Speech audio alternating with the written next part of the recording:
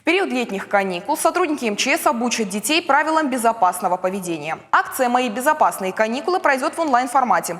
Уже состоялись прямые эфиры, посвященные мерам безопасности при пожаре и на воде. Ребятам рассказали о видах огнетушителей, особенностях их использования, как действовать при пожаре и ликвидировать возгорание. Узнали дети о работе водолазной службы Северостинского поисково-спасательного отряда МЧС.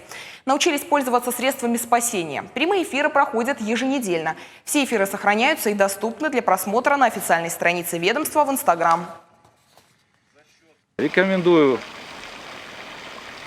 купаться и вообще приходить на водоемы там, где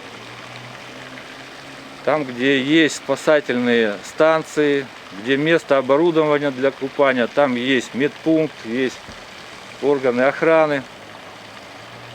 Там перед началом сезона проводится водолазами мониторинг дна, сделаны специальные места для купания, пологие берега до 2 метров, можно спокойно спускаться в воду, не зацепив коряк никаких, там дно очищено.